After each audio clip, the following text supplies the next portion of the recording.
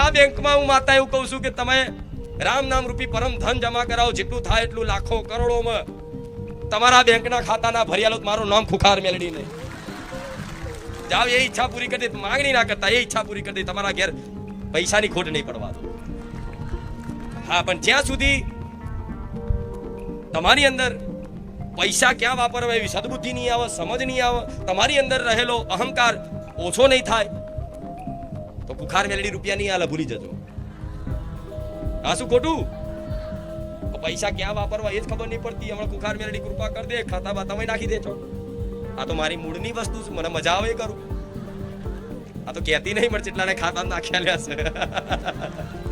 ખબર ના હોય ચોથી આયા, ખબર પડી જાય પાસે પાસે 0052 નંબર દેખાય, કા પછી કોઈ એવું પ્રમાણ મળે કે તો માડીએ નખાયા, તો માડી આ રીતે નાખી શકે. પણ ક્યારે? જ્યારે ખરેખરમાં તમારે આવશ્યકતા હોય, જરૂર હોય. અને બીજી વસ્તુ તમારી અંદર સમજ આવી ગઈ પૈસા ક્યાં વાપરવા જોઈએ.